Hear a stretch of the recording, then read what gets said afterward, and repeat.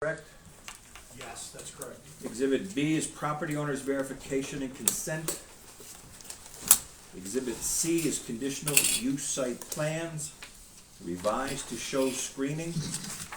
Exhibit D, Solar Renewable Energy LLC information, qualifications, experience, and representative projects. Exhibit E, interconnection application redacted. Exhibit F, key manufacturer specifications and certifications. Exhibit G, solar noise analysis. Exhibit H, glare analysis. Exhibit I, Pennsylvania Department of Environmental Protection solar farms facts. Exhibit J, Pennsylvania Natural Diversity Inventory. Exhibit K, property value impact study. Exhibit L, lease agreement. Exhibit M, health and safety report. Are those all of the exhibits at this time? Yes, those are. Do any interveners wish to review the exhibits? No one in the affirmative. Do you wish to move these into evidence at this time? Yes, we will. Any objection to these exhibits being entered into evidence? From the interveners, any objections? From the Planning Commission or Borough Council, any objections to these being entered into the record? No. All right, they're entered as evidence. Go ahead, Attorney Miller. You can start your case.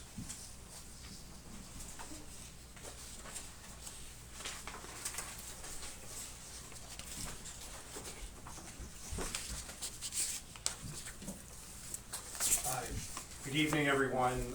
As was mentioned earlier on the record, my name is Andrew Miller from MPL Law Firm in York, Pennsylvania. I'm here this evening on behalf of my clients, Solar Renewable Energy LLC and Belmont Turnpike Solar Partners LLC.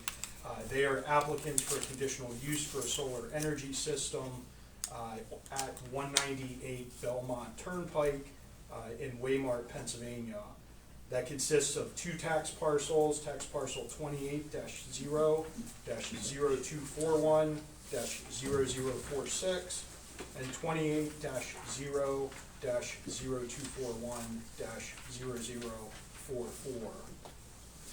With me this evening, I have an associate from our office, Tom Wymard, as well as Doug Berry, who is the principal of Solar Renewable Energy, and Joe Burgett, who is our professional land surveyor who's prepared our site plans for this evening.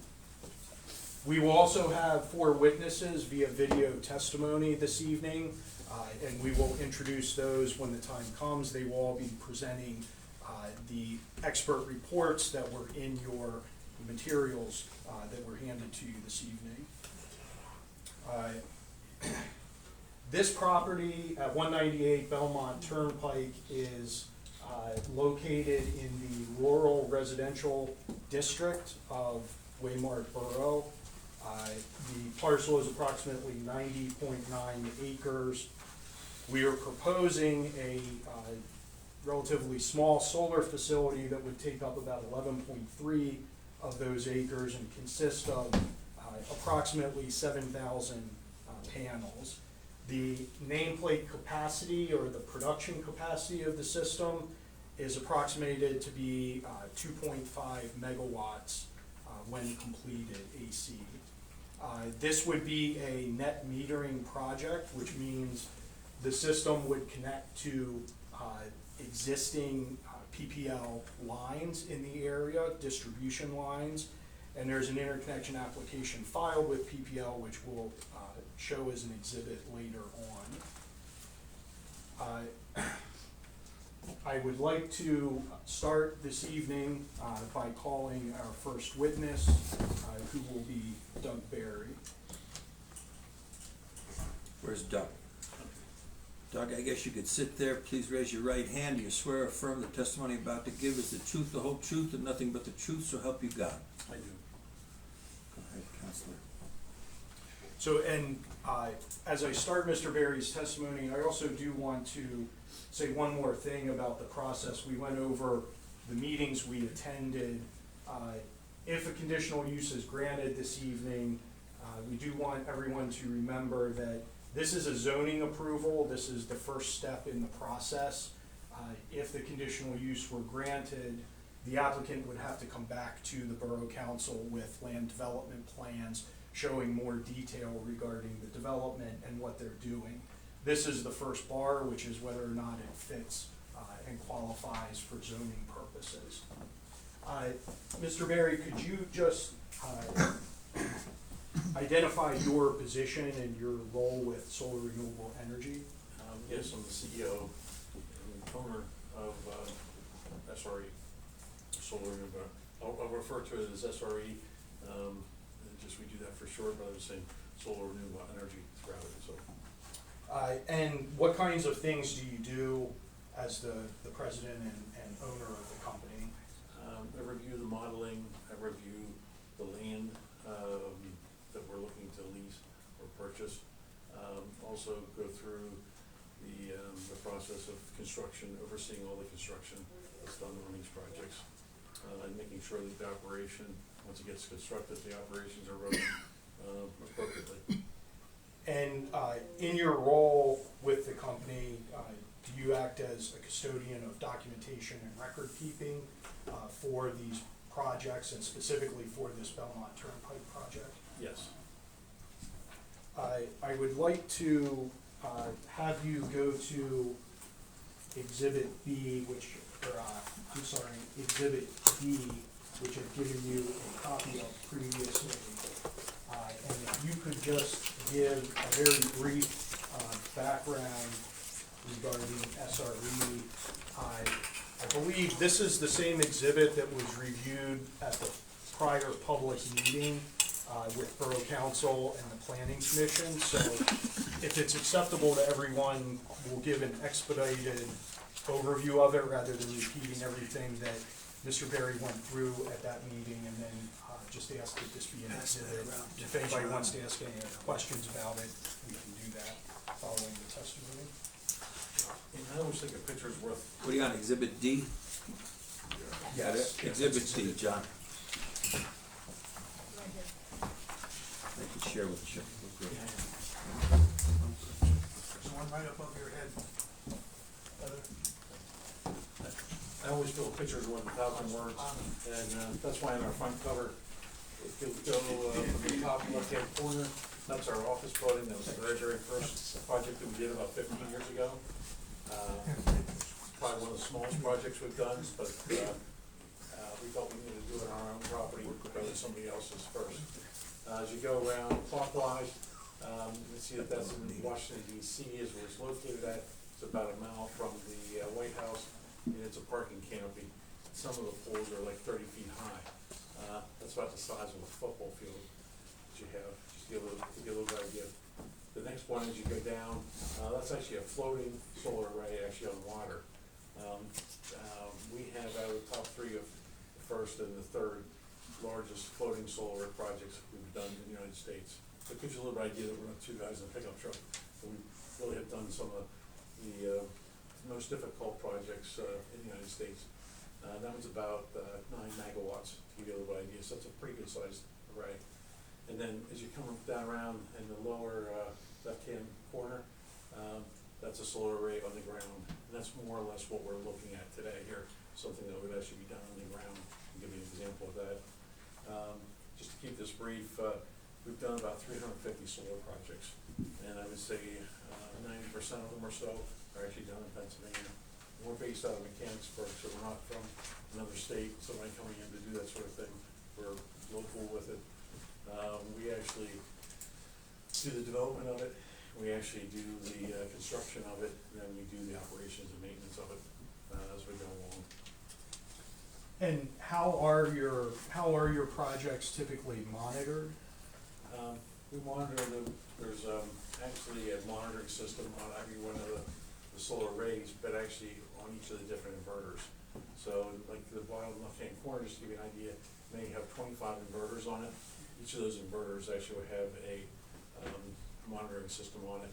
And the monitoring system tells how much production is actually generated, and actually tells us that every 15 minutes It's a web-based, and that way it actually comes out that you actually get, reports on it to say, is there a problem or is there an issue with it? We need to go address something like that, that maybe you have a inverter that went down or something happened to it. That gives us an indication to go and to look at it and repair it. I mean, knock on wood, there's no moving parts in these, so we typically don't have very few issues.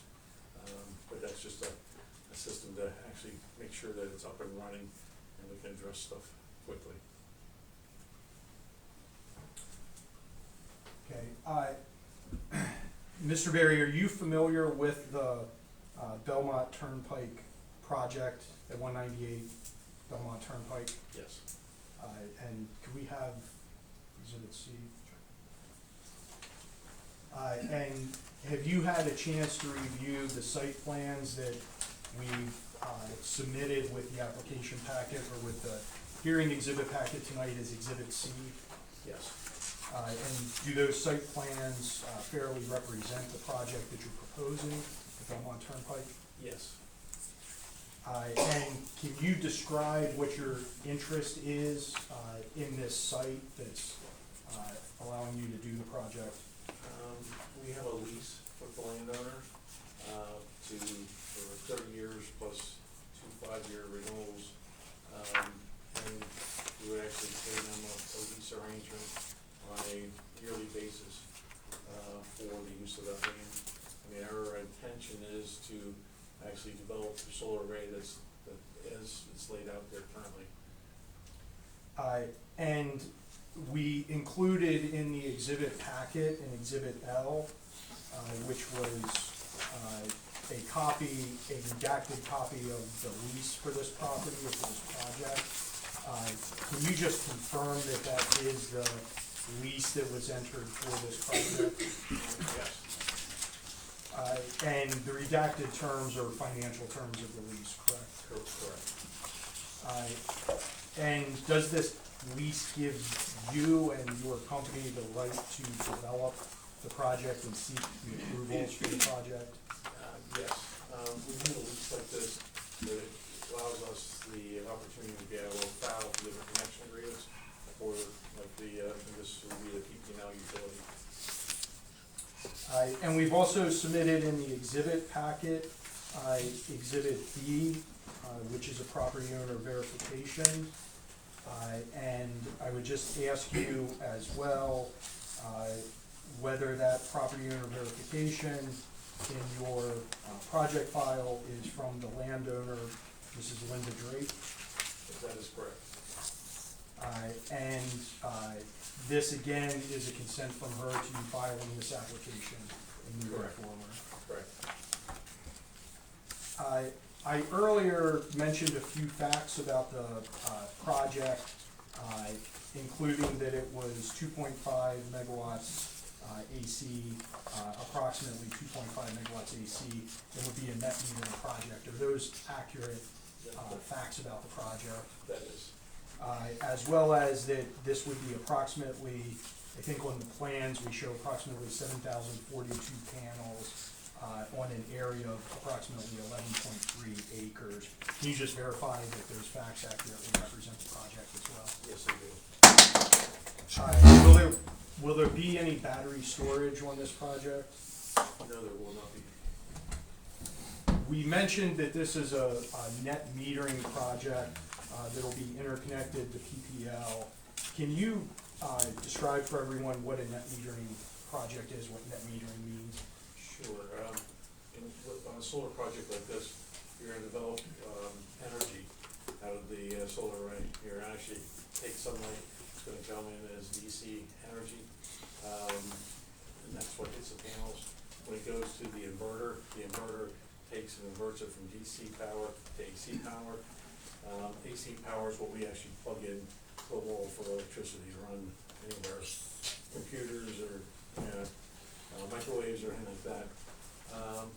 The AC power that's generated goes into a transformer, and the transformer then actually takes it into three-phase electricity, which is what's run along the highway at this site. When we say net metered, is it's actually electricity, it's actually going into the grid with it all. And PPL will actually sell that electricity to, you know, the residents in this area. And that system, as you stated, is connected to PPL or PPL distribution lines. Exhibit E in the application, or in the packet of exhibits for the hearing this evening, is again the interconnection application. Can you identify that and just verify that that is the application submitted for this project? Thank you for the question. Yes, it is. And that application is signed by Seth Berry. Can you identify who Seth Berry is? Sure, Seth Bear is my son, he's the COO of Solar Renewable Energy. Can you just describe with the interconnection itself what approvals will be required? Is there an approval beyond PPL that's required? Yes, PPL looks at it, reviews it, turns it into the PUC. The PUC then will have to approve the project, and then they give their approval back to PPL, and PPL then will provide us the approval. And this application is in the exhibit packets is listed as redacted. That's because the electrical site plan that goes with the application has been taken out of the exhibit because that's proprietary, correct? Correct.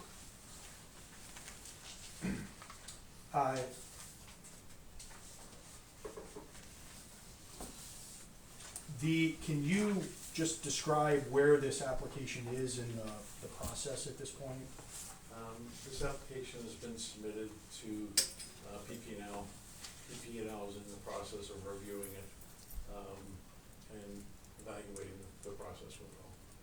And when they do that review, will they do an engineering review of the local system and any upgrades that are needed to connect the system? Correct. And is there typically then an impact fee assessed against the system to upgrade the surrounding distribution lines? Yes, there is. And that would be one of the benefits to the residents here in the local area, because your grid's gonna get upgraded. And those are typically, those are upgrades that utility requires be done by the developer and not paid by ratepayers in the system. Correct, yeah. SRA would be the one paying the bill.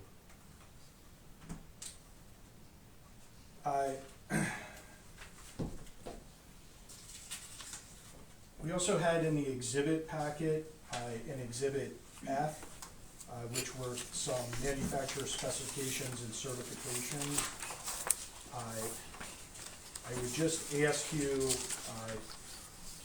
if you could identify and describe the solar panels that are proposed for this project. Sure. They are B7 solar panels. This is probably the company that we use probably 90% of the time. They're owned by a Japanese company, and they're actually made in Malaysia and Vietnam, or a couple of different locations with it all. These are 590 watt panels, so when you look at the panels, it's 590 watts, so what can be generated from it. They're bifacial panels, so they can actually generate electricity on the top side, but being bifacial panels, there's no white backing to them, so there's just glass on the other side of it all, so that allows the sunlight to actually come out and hit the bottom side too, which will give you a pickup of 5 or 7%. On days like today here, when you actually have the snow on it, it'll be as much as 30% pickup in a while, because you have all the sunlight hitting the snow, and it's actually bouncing up, and it's actually making a, it's giving you a second reflection of it, so you're actually getting significantly more generation at that point in time. These are actually 30-year warranty panels that you have, and it's actually their warranty for 30 years. They'll actually produce 90 or 80% of what their expected output is, which is 590 watts per panel. And these panels also, do they have an anti-reflective coating? That's correct. And is the panel is designed to absorb as much light as possible, correct? Correct. That's how they achieve efficiency. Any reflected light is actually lost power. That's correct. In that set of key manufacturing specifications, there's also an inverter. Could you just describe what an inverter does? The inverter takes a DC power that's generated out of the panel and actually inverts it to AC power. And can you identify what the proposed inverter is for this project? It's a CPS, it's a chip inverter. And are these string or centralized inverters? These are string inverters. And can you describe for everyone what that means to be string inverters? What a string inverter is we install the ground mount array that we had, but there's like 25 of these string inverters throughout the whole system. Typically, they're just mounted right behind the panels, that as you have a panel that runs a pretty good distance, you actually have it behind there that all those strings end up going into that inverter for that row. So then on this project, there's not a centralized large-scale inverter, Correct. and there's also no substation proposed or necessary for this project? Correct. Yeah, and what you would have is all the inverters, actually, bring all the panels together. The inverters actually run into a combiner box, and I think that's one of the next, Yeah, if you could just describe what the combiner is proposed for this project. the combiner actually takes, and I think these hold about 25 different strings. So they'll actually come in, that's what's combining all the different inverters together, so that way you have one string that's coming back to the transformer. And the transformer on a project like this, that'll be installed, that actually converts the electricity to the voltage that's necessary for the power lines, is that correct? Correct. Uh, The transformer is installed by the utility typically. And that transformer would be owned by the utility as well? Yes, correct. Where is the meter located on the project typically? It would actually be just on the other side of the transformer. And does that function like essentially function like a meter on another commercial building or residential property? Yes, it's it'll be a bi-directional meter, so it can spin either way, but it'll spin just backwards, because that's what, the whole solar array will actually be putting electricity back onto the grid. And that actually measures how much generation of electricity is actually being generated out of the field. And then PPL buys that electricity from you, Correct. and PPL will pay a rate. Is that rate set by the PUC for what they'll pay you? And yes, it's a price to compare, so it's actually set by the utility itself. Could you just describe for everyone how these facilities are constructed? What's involved in the construction? Sure. What we have is, as you start to round up, you actually have an I-beam post. An I-beam would be very similar to what you have on your guardrails. That's an I-beam that goes in and holds the guardrail. You actually take the I-beam, you actually drive the I-beam into the ground 5-6 feet. There's no concrete or anything like that attached to it, it's driven in. And that's actually engineered to make sure that we know how much density there is in the ground, so that way you could actually know how far in you have to drive it, so that way you can make sure that it's gonna be, stay stable for the next, 100 years basically. That I-beam that gets driven in, we put racking on top of it. Racking is metal racking that goes across to be able to hold the panels. The panels then are actually put on the racking with it. Typically in something like this, it'll actually be 2 portrait panels, so they're done in portrait with it. Behind the panels then, what you have is you actually connect one panel to the next, to the next, to the next, until you get out to the inverters, basically. And there's usually a electric tray that's run right behind the panels, so that way you have wire management, and that's what holds the wiring. It keeps the wiring pretty much well managed and not hanging down and stuff like that, and it avoids any sort of issues that you may have with it all. Those wires that come out across, they actually then go to the inverter that you have with it all. And the inverters are actually built, they're put on a strut between usually two of the I-beams that you have with it all, and that's what's mounted there. It's usually mounted all 3-4 feet above the ground.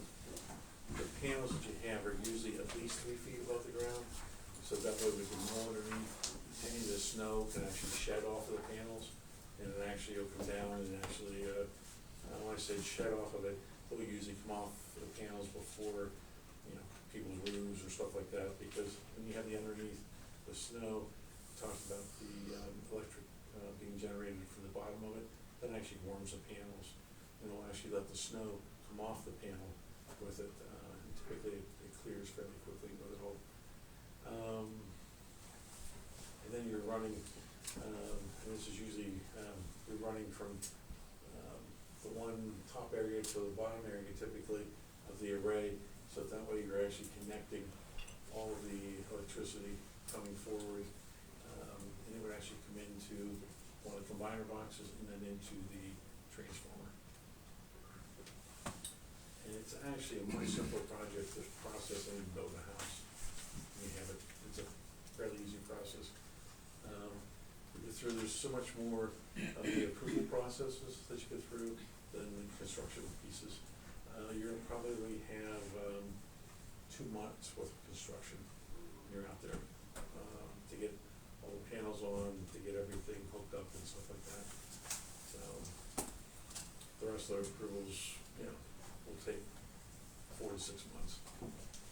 And is there any mass regrading of the site that you anticipate, or any blasting or major excavation, or? No, not at all. Who will the general contractor be on the project? We will be the general contractor. We're the general contractor in almost every last project we do.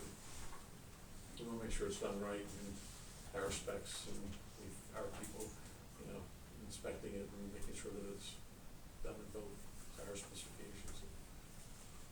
And when the panels are actually installed, approximately what is the height of the top edge of the panel? I think you said 3 feet typically To the bottom. from the bottom edge. And somewhere between 9.5 and 10 feet at the top edge. It's usually a 25-degree tilt. We find that that's kind of an optimum tilt for the sun, because the sun is different in the sky in the summer versus what it is in the winter. So it's trying to get the maximum out of all of that.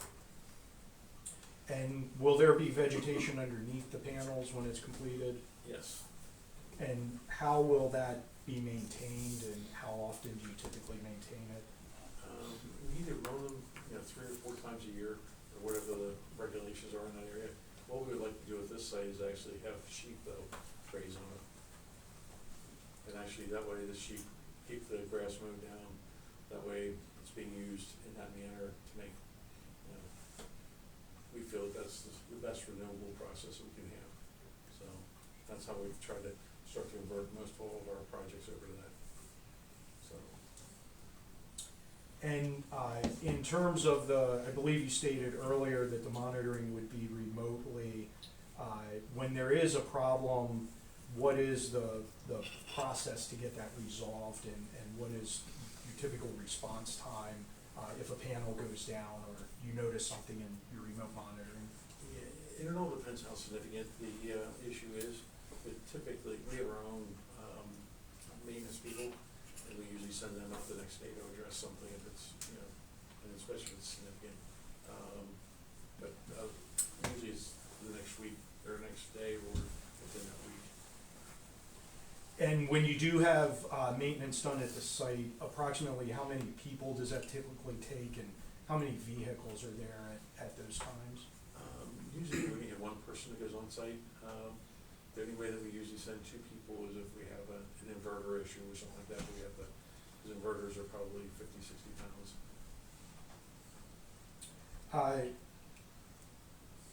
Will this project manufacture, produce, or store any inflammable or explosive, or any flammable or explosive materials on the site? No. Will there be any burning of any waste or materials on the site? Absolutely no. With respect to any kind of fire hazard or danger related to the site, have you interacted with fire departments and EMS services in the past on other projects?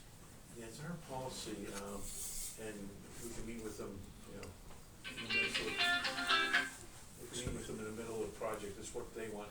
Typically, what we like to take is, once it's done, actually take them on site with it all, educate them on where the turnoffs, where the switches are, be able to turn the whole system off, and to make sure that they know how to be able to get into the system, how to best address any issues that may be there, so. And through that process, you'll give them or make sure that they're provided with access to the site should they need it for an Absolutely. emergency. Yes. And will you be willing to do that kind of training with local EMS services in this area? Absolutely, I mean, it's one of those things that, we absolutely wanna do and hope that they'll participate fully with us. Aside from the occasional maintenance visit and to mow, will the project generate any other traffic? Are there any employees on site permanently? No, I mean, if you mow it, I mean, you just have the 3 trips up. Otherwise, it would be just the person, and the people that are actually, managing the sheep that are on site with it all. Typically, then we try to do one maintenance visit a year. We usually try to do that in the spring, so that way we're hitting it before the major production cycle, which is really the spring and summer really. So we usually have that go out, because then we know whether there's issues otherwise. Are you proposing any buildings on site? No, there's no need for any buildings. And so then there's no need for any public water or sewer on the site, correct? Correct. And no proposed septic even on the site or a well? Correct. So I believe I just want to reiterate again and ask again, the electric that you produce will be purchased by PPL. Where does PPL use that electric? It gets sold out to the residents that are in the geographical area there. Typically, as electricity is put onto the grid, I mean, it's gonna flow to wherever the usage is. So it would typically provide power to local customers and Correct. local residents. And your interconnection, that will, what kind of a line will you be tying into? It's a 3-phase line. So, and that's part of the distribution system for PPL? Correct. So there's no proposal for any high voltage transmission lines or running any new transmission lines through the property or any nearby properties? Correct, or no substation or anything like that you have with a large solar farm. That's all the questions I have for this witness. Cross-examination, Sherry McDonough, any questions? Is there potential to be adding on to this in the future, or is that gonna be one and done? I would say that the way it stands right now, is probably the way it's a one and done sort of scenario we're on. We try to evaluate that, once this is done and over time, that I would expect that this would be. How far is it gonna be off the road from Belmont Turnpike? I'm sorry. We will, if we could defer this question, our surveyor will testify with the site Oh, okay. plans and we'll be able to answer that better. Now, is there a hazardous materials made up into these solar panels? No. Nothing, okay, cause some of the stuff that I read about, it says that there are some hazardous waste. And you're saying that there's gonna be vegetation underneath it, but it says solar farms can also cause soil erosion and dust runoff. Yeah, typically what we'll do with something like this is to put sheep on it, Okay, we'll actually, so what, the sheep will be going underneath them? If we could, let them finish before, because we're gonna have to have somebody transcribe this, so we don't want everybody talking Okay. over each other, okay? Go ahead, finish your answer, Mr. Bear.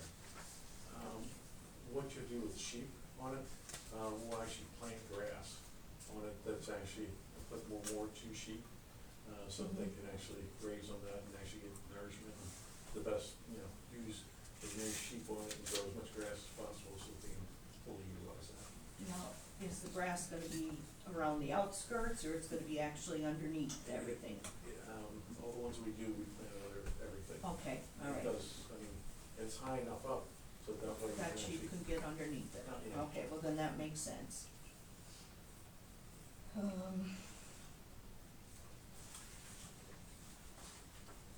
And how about like birds and stuff, like burning the feathers off birds that fly through? Burn insects, like how hot do the panels get? the panels will get maybe, 110 degrees or something like that.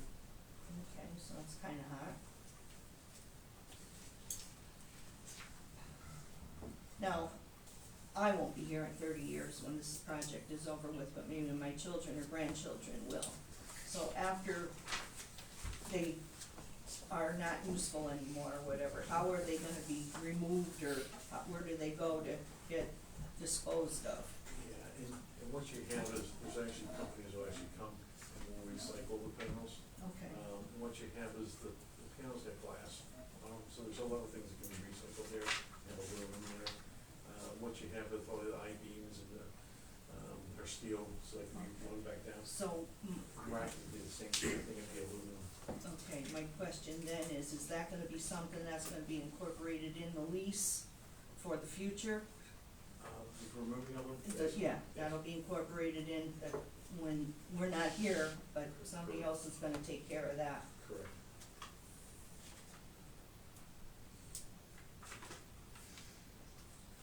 And local zoning laws, I guess, you'll have to just wait and see as we move along with the project to see if it gets the first approval.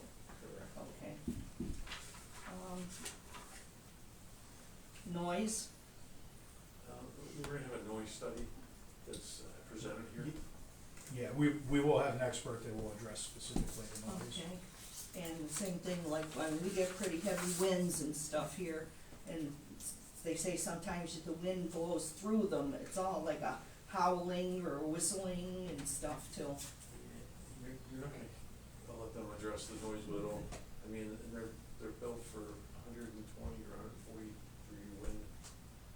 Well, I'm not saying that they won't hold up, but if there was gonna be noise generated for it going through it. And I'll let you address that with the noise expert.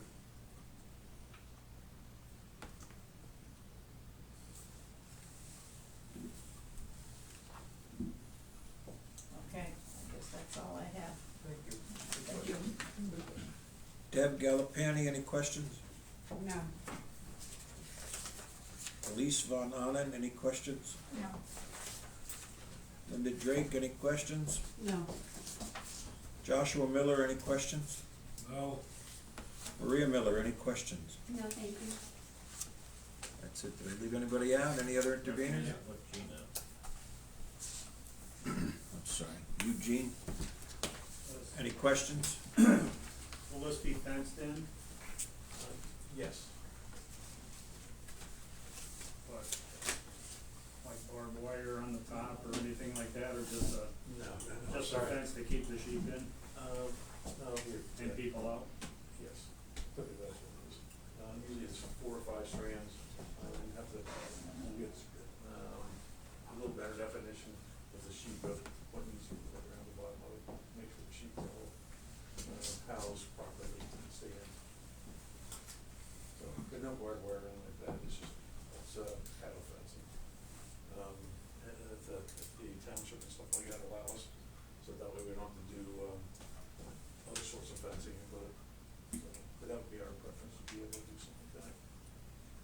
And do Belmont residents benefit from any of this? It's, the impact fees that we have to pay for the solar. And it's upgrading your electrical system this year.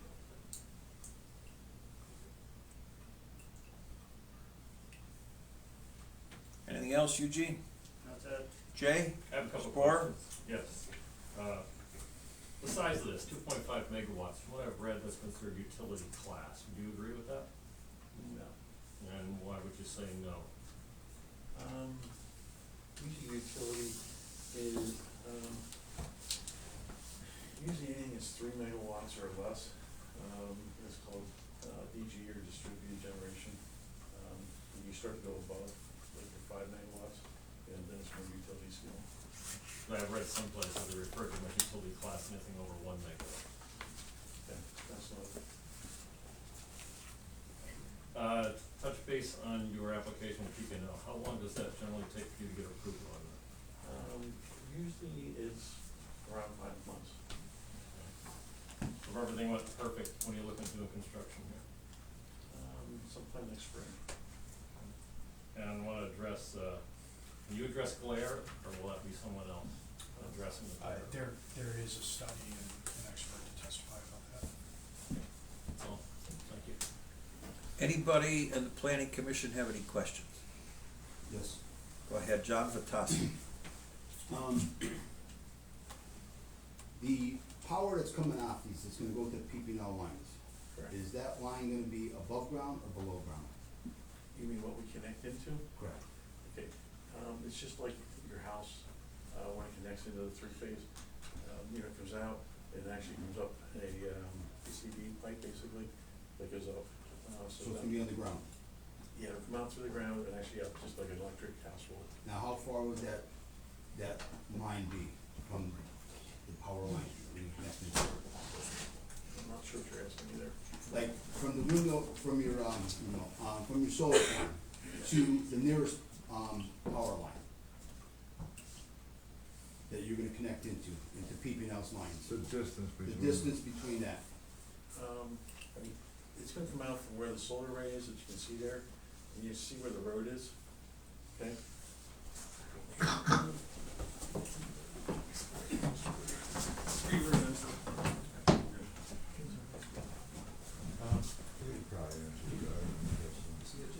Yeah. Okay, right here's your array, it's gonna come out right along here, and it'll connect in one of the poles right here. Okay, so that line that's coming all the way out there, that's gonna be underground or above ground? They'll probably be underground. Underground, okay. 2.5 megawatts. Is that per day, per hour, per, It'll actually generate somewhere around 3.2 megawatts on an annual basis, on an annual basis? yes. Okay, so there's gonna be times when it really doesn't produce that much energy? You have a bell curve, Mm-hmm. so the bell curve is over the summer is your maximum. Correct. Over the winter is the least, Least, just because you okay. have less sunlight, less, high winds. Belmont Solar Farm, that's completely a separate farm from all your other farms, right? Correct. Okay. You have to, If your company was to go bankrupt, what would happen to that farm? I mean, we're not gonna go bankrupt, there's one, but, but I understand what you're asking a little. And what we've already done is actually, it's already installed. Whoever would actually, typically, we do little or no data on any of these sort of projects and stuff like that. So if you actually had somebody that, was a creditor or something like that, they would actually have control of the solar. That's an asset to them that's generating revenue and stuff like that. So they would be the one that would inherit it and inherit the asset. Correct. It is an asset, but it might not be an asset. If a company was to take over you, they could say, well, this really isn't, producing what we want it to produce. Now, do you guys carry a bond on a project like this that would cover that? For production? No, because typically most all this is capital cash that's done with it, so. I mean, we don't, we'll do the, bonds to actually remove it at the end. That's usually, that's the only bond that you do. That's the only bond you have That's the only I've after ever 30 done. years. Yes. So, in between those 30 years, if this does become non-productive, so to say, not worth it, not producing what it wants to, and you sell your company and the other company comes and takes it over and says, who's responsible for removing all this? Does that bond still cover that? Okay. All right.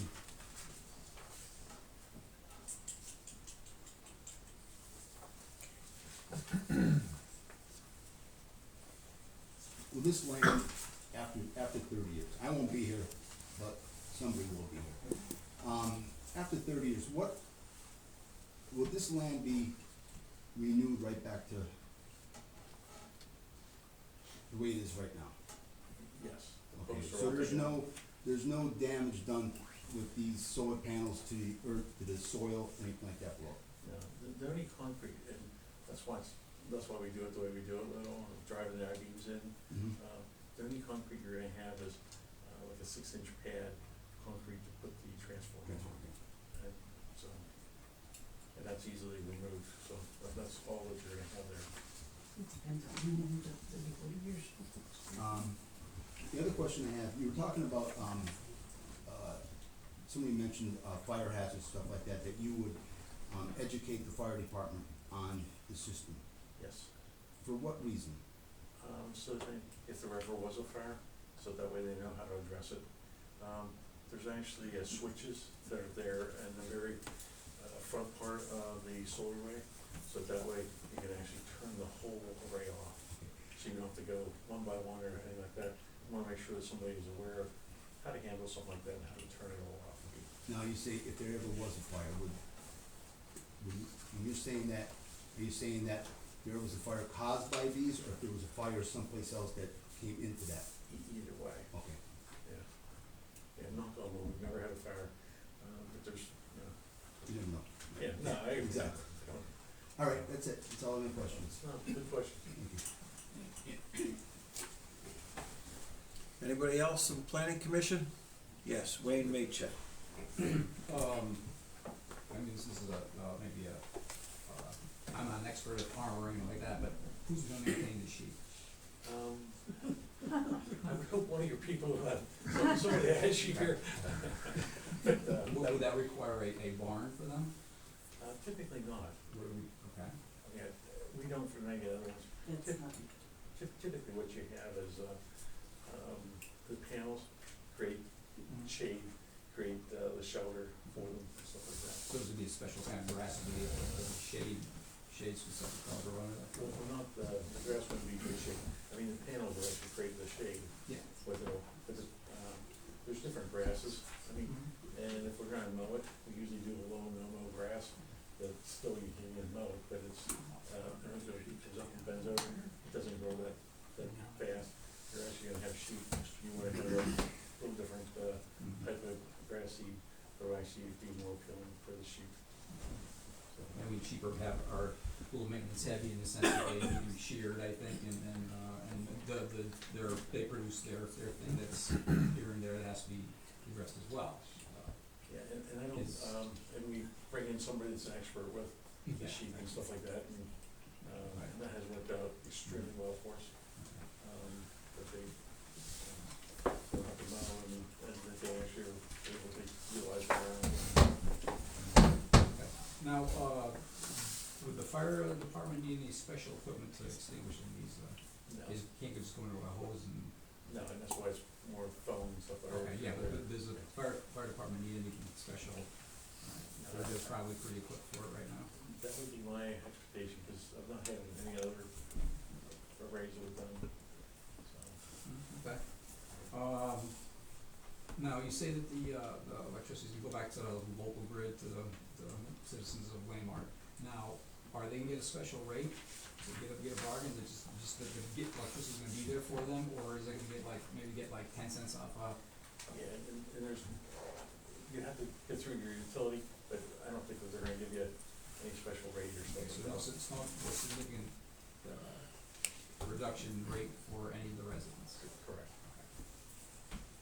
I think that's all I have. Anybody on Borough Council have any questions? Anybody on Borough Council have any questions? I have one. I don't know if it's really for you or maybe more for your engineers, maybe we'll get to that at a later time. But soil and sedimentation control, do you have to install any BPMs or any BMPs? Our next witness will address that, Mm-hmm. And that's why I wanted to talk about the glare too. and we will have a Okay. witness with that as well. I have a few questions. It's just the solar array that is part of the lease agreement, is that correct? That is correct. None of the buildings that are there are part of the lease agreement, is that correct? Correct. Okay. And I just looked it up, sheep don't need a barn. Okay. Now, Thank you. regarding the noise, what does the noise come from? Does that come from the combiner box or the transformer, It'll be the. or something else? Oh, Yeah, we will have a noise expert who Okay. will probably be more adept at answering those questions. Okay. The combiner box and transformer, are they the only two pieces of equipment other than the solar panels? you're gonna have an inverter, The inverter? yeah. Okay. Approximately how big are they? Can you give us an example? The inverters, That, the combiner box, and the transformer? okay, combiner box is probably the, So about 2 feet by 2 feet, is that yeah, correct? By about a foot, yep. Okay, Your inverter will be slightly larger than that. okay. That's actually on here, That's good enough, Okay. all right? It's not a building size or anything, it's a few feet by a few feet. What's the combiner box? What is it? Yeah, It's taking the inverter wires and actually combining them together. and how big is that? The combiner box? Yeah, It's not real big. about the same, 2 feet by 2 feet roughly. Yeah, the inverters are just slightly larger. And can they be contained in a building? Yeah, but you're gonna put them right behind the panels. You're gonna put them right behind the panel? Yeah. Okay, and I know you're gonna have the noise guy testify, but what's the noise coming from? You're gonna have a little bit of noise from the inverter, a little bit of noise from the transformer. Okay, could you put those into a cinder block building, something to decrease the noise to practically nothing? Yeah, but you're gonna find out that it's minimal noise. I mean, this is, Minimal to you. you and I are gonna take a walk, the thing is, Bill, we'll take a walk out, you're not gonna, you hear very, very little. That's all I have. Attorney Miller, your next witness? If I could just ask two quick follow-up questions. Follow-up, I'm sorry. I do want to clarify on the record, Belmont Turnpike Solar Partners, who owns that and what percentage ownership does that entity have?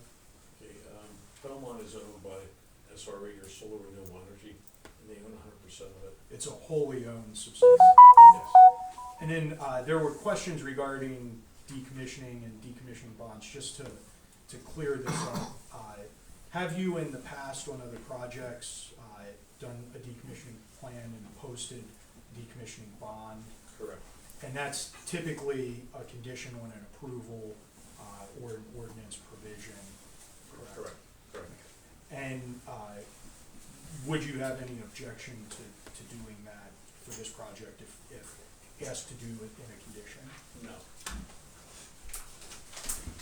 And I believe that's it. I have one follow-up on that. So it's fair to say there is nothing in your lease regarding a decommissioning bond. Is that a fair statement?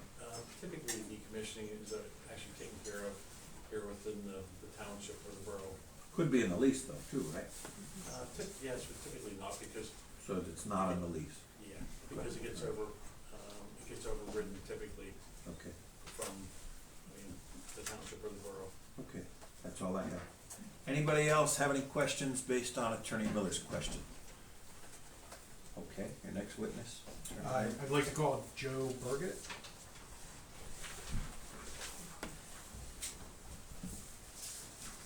Mr. Burgett, raise your right hand. Do you swear or affirm that the testimony you're about to give is the truth, the whole truth, and nothing but the truth, so help you God? Thank you. Thank you, sir. Mr. Burgett, could you just give for the record, could you give your full name and spell your last name? Sure, it's Joe, J-O-E, Allen, A-L-L-E-N, Burgett, B-U-R-G-E-T, Junior. And what is your employment, or what is your profession? I am the president of Burgett and Associates, we're a land surveying company. And what is your business address? It is 1797 New Bloomfield Road, New Bloomfield, Pennsylvania, 17068. You mentioned that it's a survey firm. What professional licenses do you possess yourself? I possess the professional land surveyor license in Pennsylvania. How long have you been licensed? Oh, probably around 18, 19 years. Can you approximate how many subdivision and land development plans you've prepared? Over 1,000. Approximately how many do you do a year? We do probably around 200, 225 or so a year. And in the process of doing that, are you required to read and interpret zoning and subdivision ordinances? Everyone, And so you do that on a regular basis in Daily. creating the plans? daily basis. And you've also then, I take it, prepared conditional use site plans? We have, In fact, Yes. you've prepared the site plans for this project, correct? yes, sir. Is this the first solar project you've done? No, we've probably done 50 or so in the last 3 years.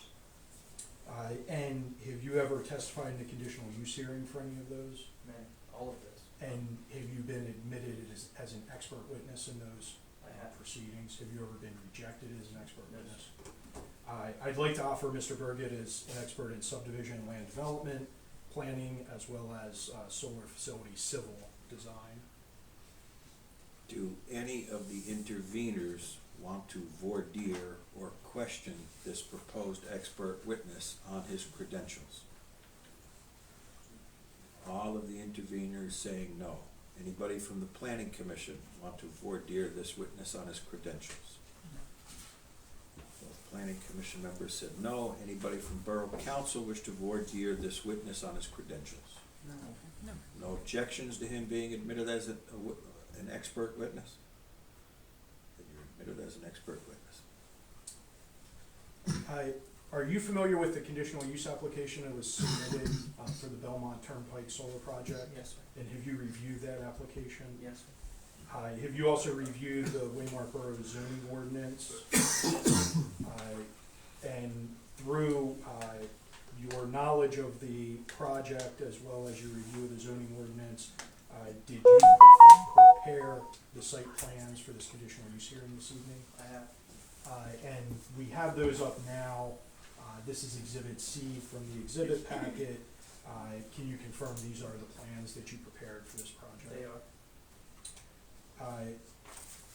Would you just briefly give the board, Borough Council, the Planning Commission, and the audience, would you just give them a brief overview of the project, just touching on the key dimensional criteria of the project and layout? Sure. So the property sits on the east side of Belmont Turnpike. Joseph, if you could stand to the side so everybody could see what you're doing, Sorry. that would Sorry. be great. Thank you. I can see it anyway. So the property consists of about 89 acres of property, probably 3/4 of property being woods, and then open fields and their dwelling. There's actually 2 dwellings, a barn, and some outbuildings. It all sits on the east side of Belmont Turnpike, which is here. The existing homes, barns are all out along the road. There is an old cemetery that resides just back off of the existing barn here, probably about 300 feet or so behind the barn. There's an existing entrance that comes in off the barn that goes sort of back into the field that services the field currently, just a grass dirt lane. There's an existing pond also on the property. The property does drain north, which means that the slope of the ground flows north. All the water from the array will go north.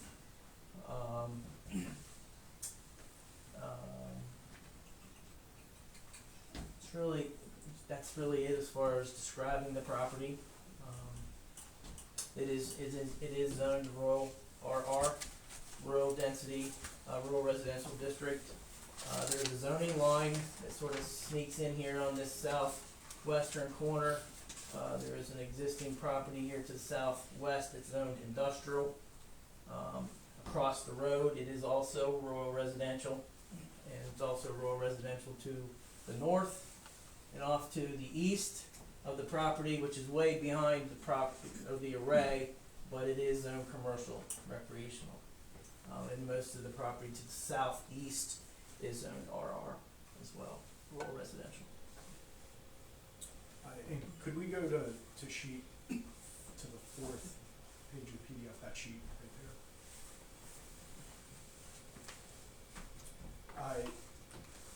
there? Mr. Berger, can you confirm that the minimum lot size for this project is greater than an acre? It is well over an acre. And does the lot that this is proposed on have at least 150 feet of lot width? Council, what exhibit are we referring to? right This now? is still Exhibit C. Thank you. This is all part of the site plan. This is the fourth sheet of the exhibit. Oh yes, well over the minimum lot width. And in your estimation, what is the front yard setback of this project? Front yard setback would be the front of the property that abuts the Belmont Turnpike. And approximately how much distance is that from the road? This map, this scale is very fuzzy. I may end up coming over here to my plan. I just want to make sure that I get the scale correct.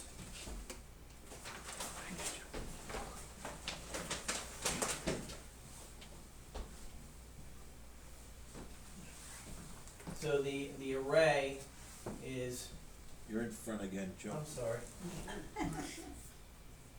The array is about 600 feet back off of Belmont Turnpike Road. Are you sure you should measure on that? Well, no, it's just, no, it's okay.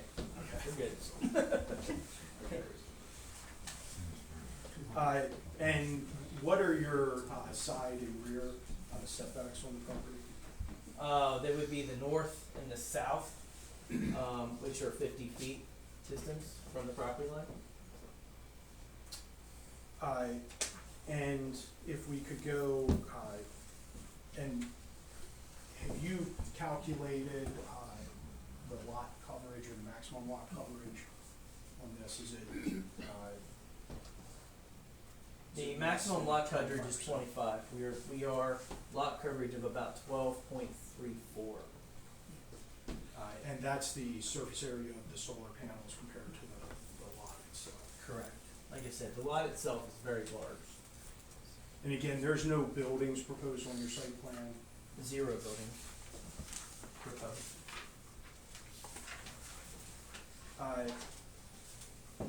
There were some questions earlier regarding the drainage of the site or impacts on any kind of sedimentation or stormwater. Could you describe the stormwater planning that you've done for this site and what you've provided to manage any of that stormwater? And also if you could give an overview of the drainage again with the topography or the topographic map. Sure. This exhibit that's currently on here is a blow-up of the proposed conditions, proposed features. The last plan was the overall, the entire property. What we're proposing here is to put an array, solar array on about a little over 11 acres.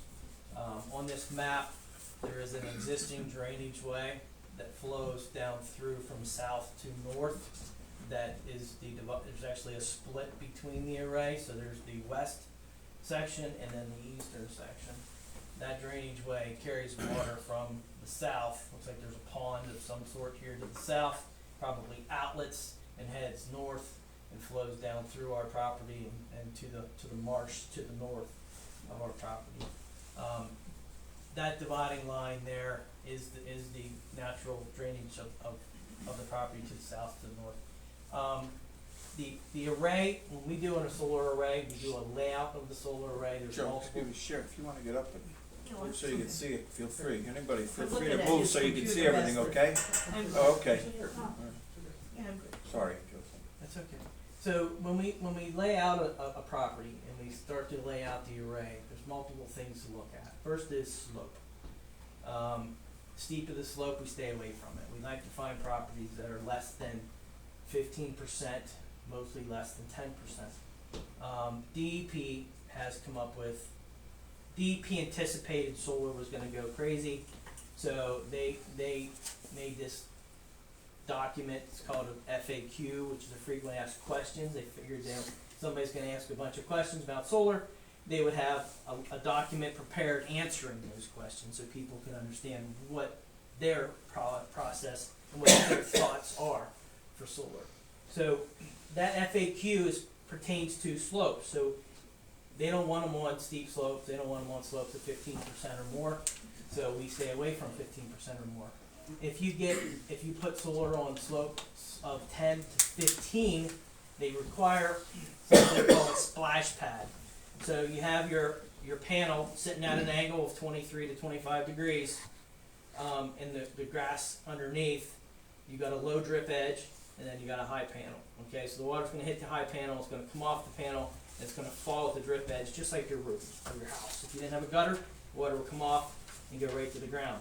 So they feel that if you have a slope between 10 and 15%, when that water hits that slope, it could theoretically erode that drip edge. Okay, you probably have a shed, you've probably seen that water come off the roof, hits the ground, and you see a little trough of water. That's what they want to not have that. So what we do in a slope of 10 to 15% is we'll put a stone trench there, so that basically eliminates the energy from the water and it takes it into the ground, so you don't have that erosion. On slopes of 10 or less, you don't need to have the splash pad. DEP says as long as you have a grass surface underneath, theoretically the grass should be probably 9 to 12 inches in height. That dense vegetation of the grass will handle the erosion and not create an issue. Also, the water coming off that low point of the drip edge, DEP says you need to make sure that your panels aren't butting up against each other. So you have a solid sheet of panel out here in this field, you're going to have a lot of water coming the whole way across this thing. So you have to spread it out. So what you do is you put these rows of grass without panels between them. So DEP says that if your panel, your angle panel, just say it's 14 feet from top to bottom, horizontally, your row better be 14 feet. So then when the water comes off of that low drip edge, by the time that water gets from that low drip edge across the 14-foot aisle and to the low drip of the next one, the water will be soaked up in that grass. Okay, so that's how stormwater is managed through solar farms. Okay, so if it was obviously paved underneath, then that water is going to sheet flow off, not absorb, and go down to the neighbor to the north and have issues. So those are the things that we do as designers in laying out these solar arrays to meet the requirements of those FAQs and show how we're handling the stormwater. Any impervious surface, road, driveway, turnaround, stone, gravel surface, does not meet those FAQs. Okay, so we have to handle the stormwater for those items. And that'll be addressed at the time of the land development plan through your township engineer, whoever. We'll submit stormwater reports for the driveway and the turnaround areas, showing how we meet the stormwater requirements. Typically what we'll do is put trenches along the edges of them so the water comes off the edge into a stone trench. Or we'll put a little berm down on the low end where the water's all draining. The berm will actually act like a dam and it'll catch the water. So depending on the scenario of what we're trying to achieve and where the water's running is how we end up designing an efficient system. Again, that'll be handled through your land development plan and we have to meet those requirements. So, And Exhibit I that was submitted with our exhibit packet was the Pennsylvania DEP FAQs. Is it your testimony then that you've reviewed those FAQs and you've designed this site in accordance with the FAQs? yes, sir. You've identified the areas where splash pads or additional measures were required? Yeah, if you go back to that, all these little pink shaded areas are panels that have to have splash pads installed underneath them. And I believe if we could go to the next sheet.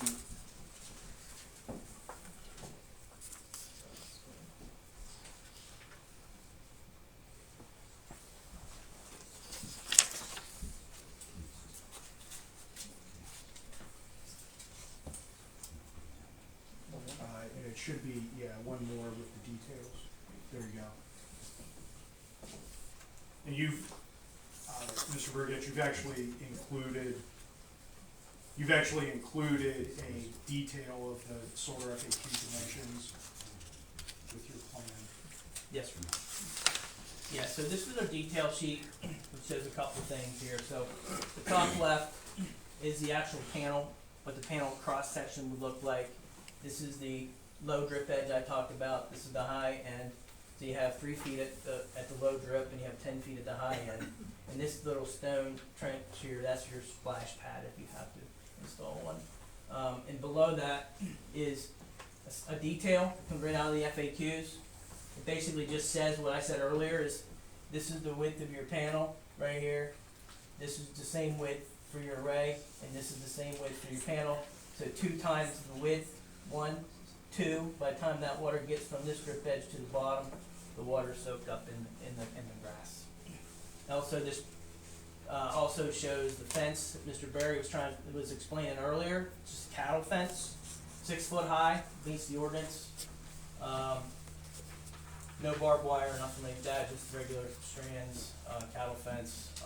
Allows the deer to traverse through, allows the bunnies and all the other animals to continue their natural courses without having any issues. There's a gate that we'll put in to enter into the array. And that is a locking gate. It is a locking gate, yes, sir.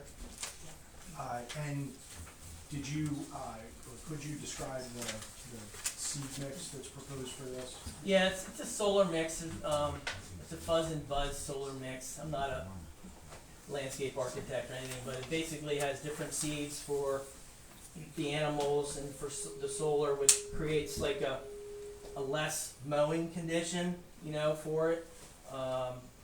But like it's the DEP prefers to have it not crazy high, but a little bit higher so that it doesn't, so it slows the water down and it helps the absorption of the water into the ground. And the fuzz and buzz seed mix, is that designed specifically for, to enhance pollinators and also provide nourishment for sheep or grazing animals? Is Yes. that why it's called fuzz and buzz? That's correct.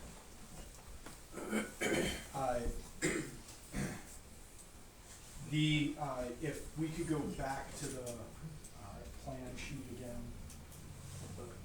One second, please. The third, or fourth.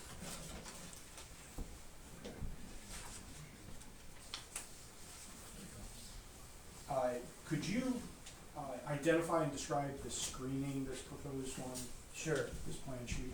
Sure. So what we have is Belmont Turnpike is a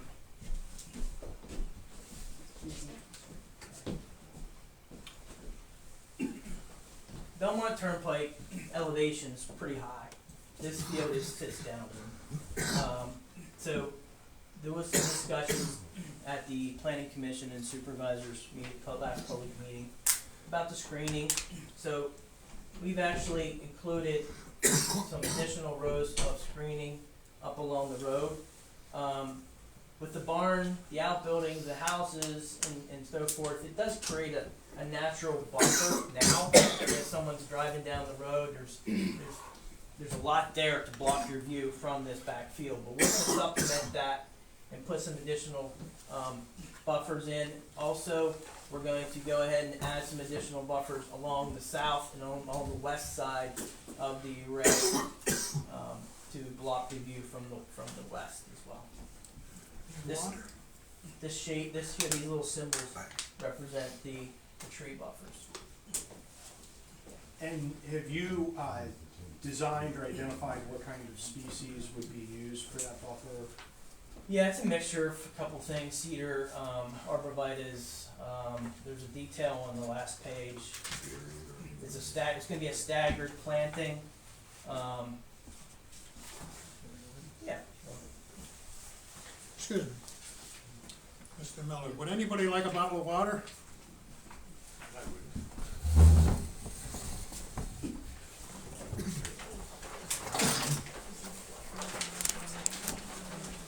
Thank you very much. Thank you very much. I'll take one, Mr. Mayor. Thanks. You need that too. Your taxes are going up, Jim. I don't pay him, it's all right. We're here. I'm afraid of all this. Mr. Miller? Sure, I'll take one.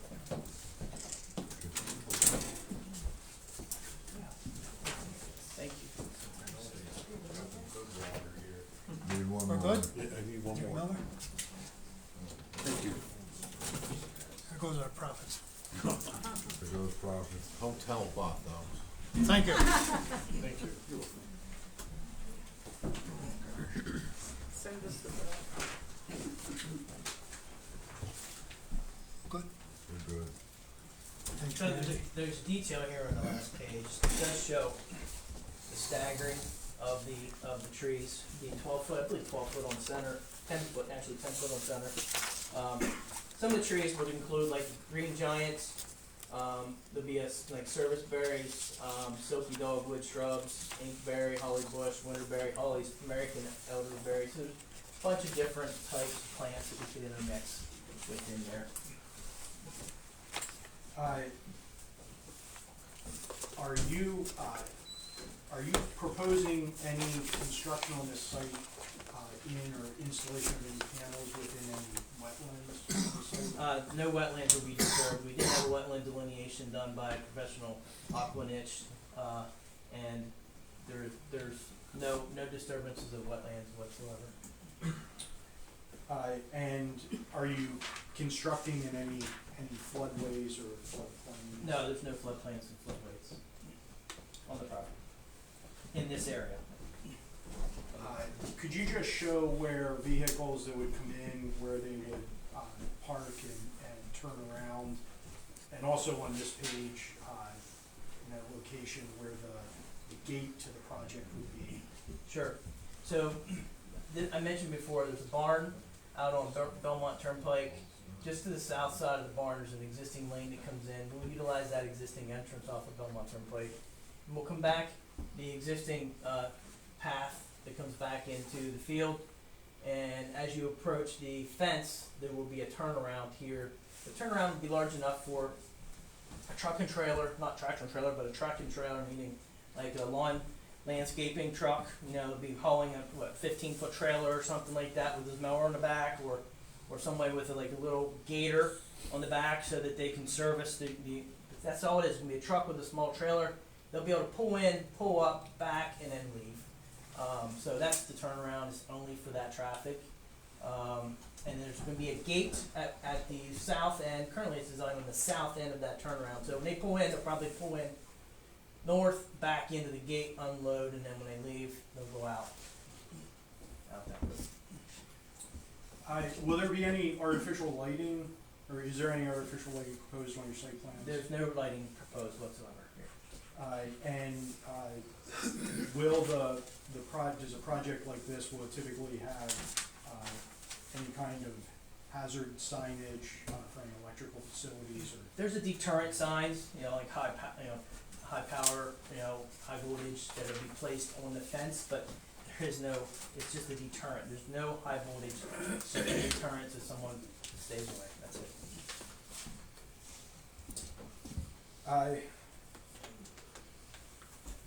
Next, I'd like to ask you about in our exhibit packet, Exhibit J. is a Pennsylvania Natural Diversity Inventory report. Yes, sir. Are you familiar with that report? Yeah, these reports are done for almost every subdivision plan you do, or we do, anybody does in Pennsylvania.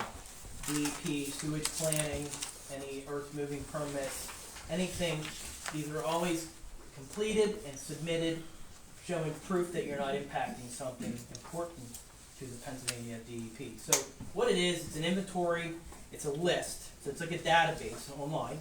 So you go into that database, it's almost like Google, you've got an aerial map, you can see your property, you can see your satellite images, and you just go around on this database, put a little polyline around the outside of your property, and you hit enter. And what that does is it goes into this database and it kicks back if anyone has ever found any important environmental issue. You know, bulb turtle, any bats, different plants, or anything that could be in that area that any one of these agencies needs to review this plan. So if we would have done that, and it would have been a hit, okay, for these agencies would be PA Game Commission, PA Department of Conservation and Natural Resources, PA Fish and Boat, and US Fish and Wildlife. Those are the 4 organizations that control this. So if we would have hit enter, and it went through the database, and boom, something came up, response would be send maps to PA Game Commission. And we would have to send those maps to PA Game Commission, show them what we're doing. They would evaluate the situation and come back to us with, I want you to do this, I want you to do this, to mitigate any issue with whatever that was, or you're clear. Okay, so when we did this, it was actually the responses for all 4 was no further review required, which means it was no impact at all from any one of those agencies. There was some language in there about bats, okay, but bats live in trees, so we weren't clearing any trees. So that since there's questionnaires that you have to answer, and we answered no for clearing of trees, so that cleared the bat because we weren't touching any trees. But no, this come back perfectly clear. There's no issues at all in that database with what we're proposing. And when was that report prepared? This was prepared, date of review is 9/12/24. Will the project, in your review and the design criteria of the project, will it have any impact on the free passage of deer? No, I mean, there's very good evidence that deer can jump a 6-foot out fence. And I know that because I'm building a garden for my wife and I gotta go higher. And any impact on smaller game, will they be able to pass through? They'll easily be able to traverse underneath and through the fence. In your preparation of these plans and your preparation for this evening, the purpose, have you reviewed the purpose of the rural residential district? I did. Under the ordinance? I did, yeah. So the purpose of the rural residential district is to ensure the preservation of the ag, areas and open space while providing actual Agriculture? agriculture, sorry, yeah, so I'll read it to make sure I don't mess it up. Ensure the preservation of certain agricultural areas and open space while providing for development compatible with the objective of protecting environmentally sensitive areas. And a solar farm, I believe, does that, because, you're not disturbing the ground, you're just pounding the post in the ground, and you're providing the wildlife and farm animals the right to do what they naturally do within the area of this array. So the sheep grazing that you were testimony about earlier is consistent with the continued agricultural use I of the believe so. project? In addition, there's no impact of this project on any woodlands or wetlands or environmentally sensitive areas? No impact to either one. When this project is completed, or when the project is done, if it's decommissioned, will the soil be intact following removal of the equipment? Yes, I mean, if there any disturbance is pulling the post out, and that'll be put back in the natural, that'll be just fill the holes back in, and it's all natural condition as it was 30 years prior. And typical agricultural activity requires the use of fertilizers, herbicides, pesticides, on a regular basis. In your knowledge of these projects and your experience with them, will a project like this use more or less of those chemical components? Much out of the less, soil? much less. Do you believe this use is consistent with the surrounding area in terms of impact?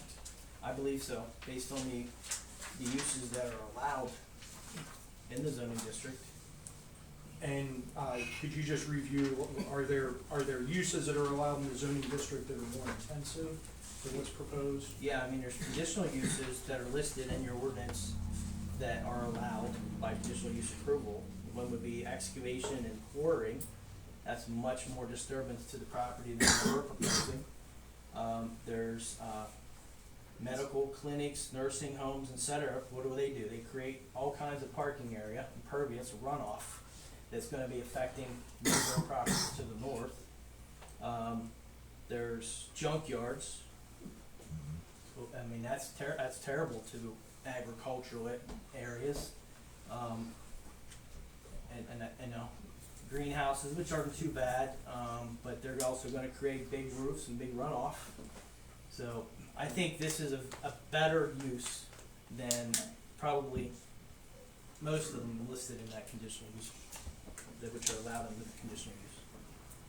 And one last item that's in there is multifamily dwellings, is that correct? Yeah, multifamily dwellings, again, is putting roads in, parking areas and lots of more disturbances to the ground than what we're proposing. And in your experience, are commercial and industrial areas of a municipality reserved for high-value buildings and higher assessed value uses? Yes? And uses that require public water, public sewer infrastructure? Yes.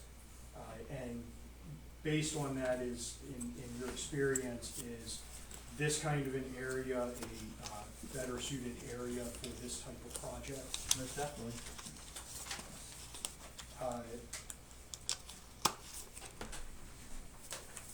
Do you believe that this project will have any impact on traffic conditions?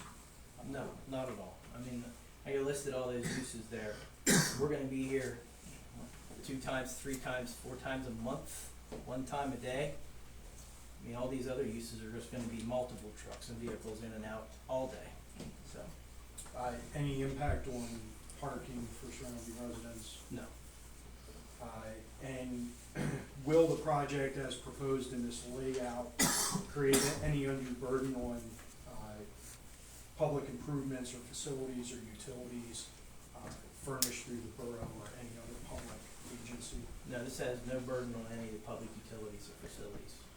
And so again, there's no need for public water, public sewer. Is there any refuse collection needed at the site? No.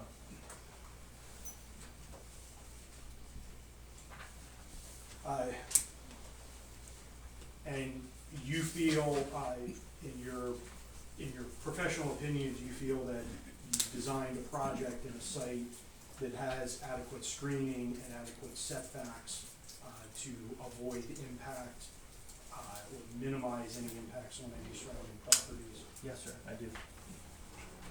In your professional opinion, after your review of the conditional use application, preparation of the site plans, do you believe that the plans and the application satisfy the requirements for an approval as a use not provided for under the zoning ordinance? I do. And are you able to offer that opinion with a reasonable degree of professional certainty? Yes. Thank you, and that's all the questions I have. Okay, cross-examination time, Sherry McDonough, intervener. Any No questions? Deb Galapani, No question. Elise Von Anna, No questions. Linda Drake, No questions. Joshua Miller, Nothing. Maria Miller, No, thank you. Eugene Hettinger. Yes, Go ahead, Eugene. you say that the drainage goes north, Yes, sir. and there's a waterway north of that property. Yes, sir. There's a lot of wetlands over there. Yes, sir. And over in Wayne County, so water changes all the time. Just questions, Eugene. Sorry. Oh, Jay Spore. I thought you were gonna address glare for us. There's a separate glare person. Okay, we'll wait for that. I have a few questions. Page 2 of Exhibit J, can you put that on the screen?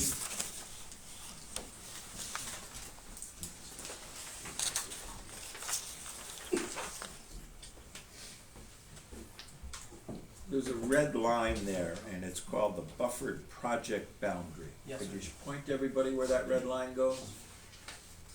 Okay, that red line goes over Belmont Turnpike, and it looks to impact Jay Spore's property and also the first property on Silver Crest Drive.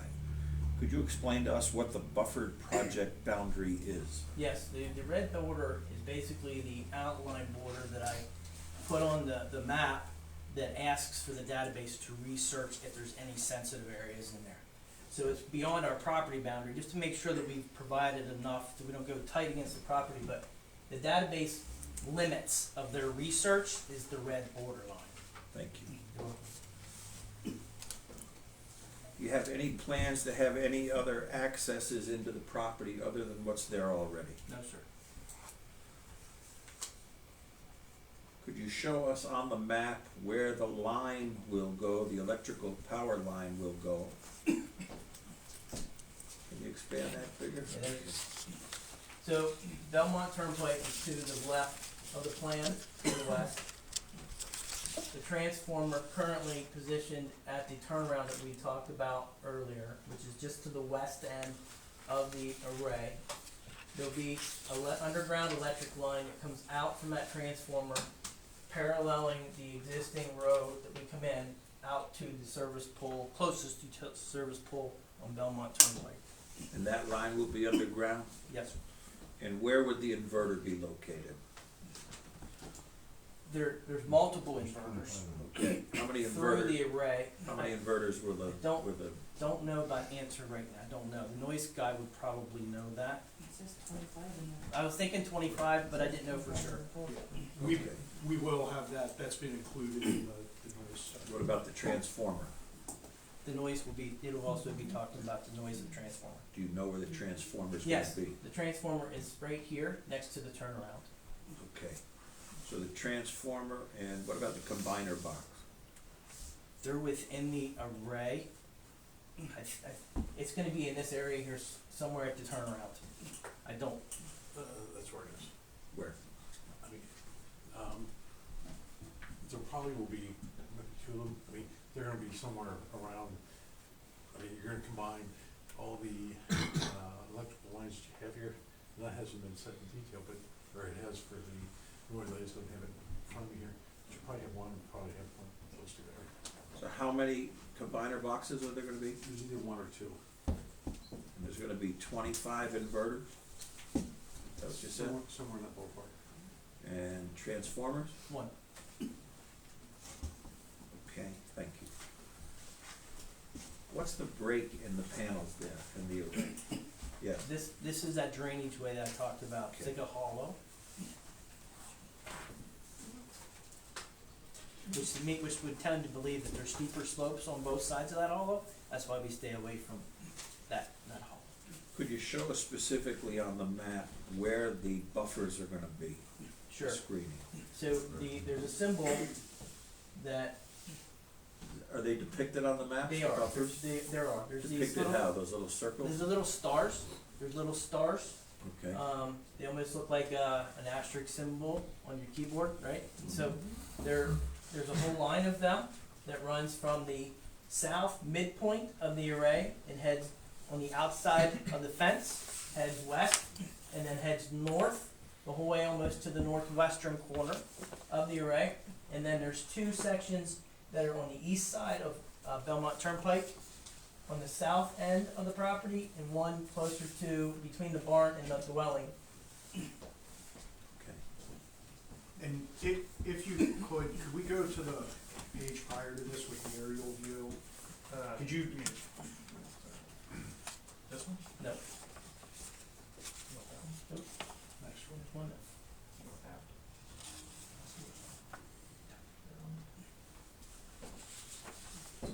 It's hard for me to see from the side. Yeah, could you just explain, how your screening, fits into the natural vegetation as well around the site?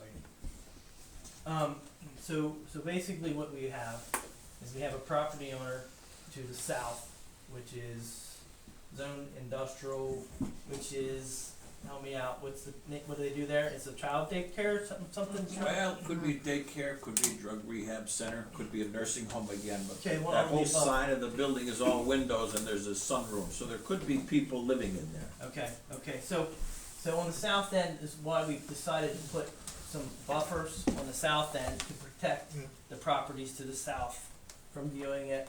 There's a natural wooded buffer from the middle of the property, or the array on the south, that goes the whole way back to the back.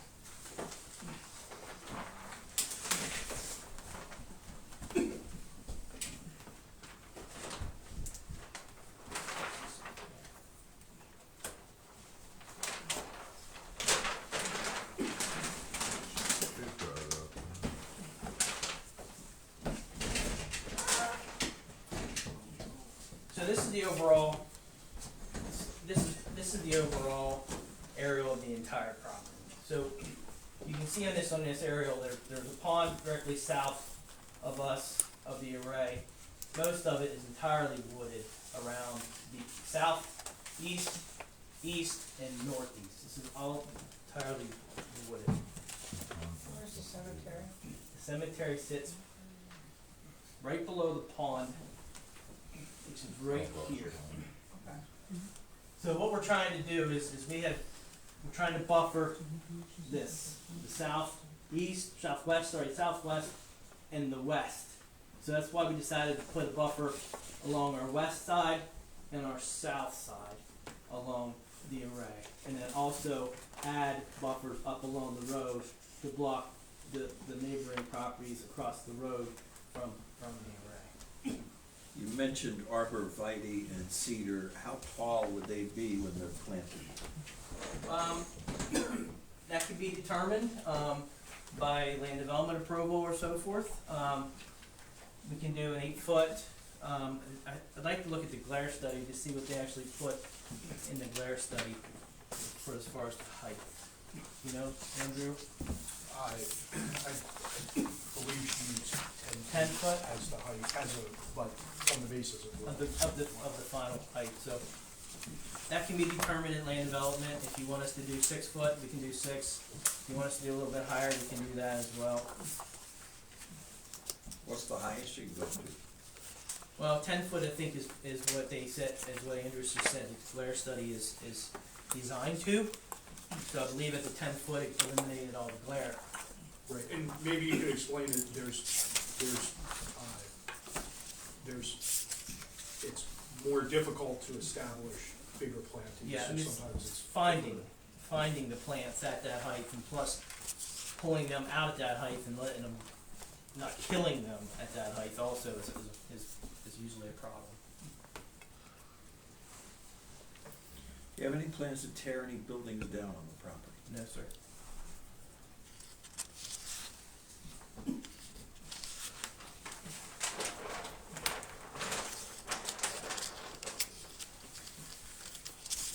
That's all I have. Attorney Miller, do you wanna see if there's any redirect or questions? Do you have planning commission supervisor? Questions for I thought we planning? did that. Okay, sorry. Plan commission, John? In your, expert opinion, how does something like this that's put in a residential area affect land value? That's not my baby. Okay. Yeah, I'm sorry. We have a property impact, we actually have an expert who will address just now. These panels are tilted to the south, Yes, but the land is sloped to the north. yes, sir. So they're gonna be sitting like this, running off here, but your splash pads are on the back, I'm confused. Splash pads are on the front. Okay, we're still in a hearing. It's John. You're the only one that can ask Yeah, questions right now. splash pads, okay, so The panels will be facing this, but the splash pads are always gonna be under the 3-foot mark. Okay, got it. John Potosky, any more questions? Yes. As far as, water runoff and erosion and that, will there be required perk tests? If it's required by the township engineer, we will do some perk tests. We have done some in the past. Yes, we can do some of that. Also, we've submitted to conservation districts and got their plan approvals on these plans, and we would be happy to do that as well. So you already did that? No. Oh, As part of that land development Okay, process, all right. when we come back, okay, so right now, we were going through the conditional use, right? So Okay. if this gets denied for some reason, then we're not going to land development, right? Correct. So if this gets approved, we go to land development. As part of that, we show all of our nuts and bolts of the plan, the details. This is going here, this is going here, silt fence here, silt sock there, rock construction entrance here. And that all gets sent to your engineer and the county planning, and also to the conservation district for approval. So that township will not, the borough won't sign that plan until we have all of those approvals from all those other agencies. That's part of the land development plan. Thank you. You're welcome.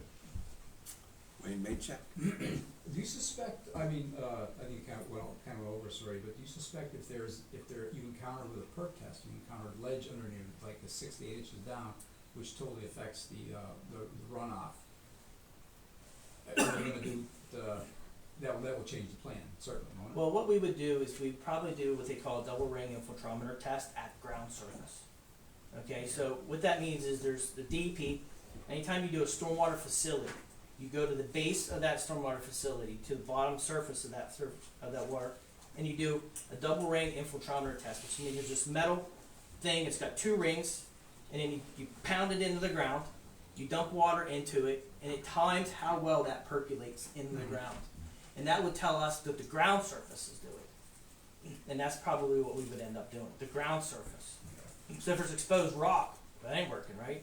But Of course, if there's soil there, then we're gonna be testing the actual soil that Okay. is there. That is what's gonna happen through the rain event. right, but if you encounter rock, ledge, Yeah. like I said, like 6 to 8 inches below the surface of that's gonna change the whole plan, won't it? As long as the perk rate on the top surface is still working, then it won't. It won't. All right. The trees are, Gene, you okay?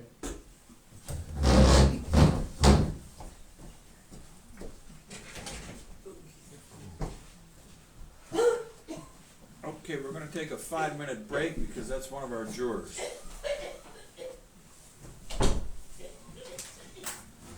Everybody wanna get up, stretch your legs, go out and get some fresh air?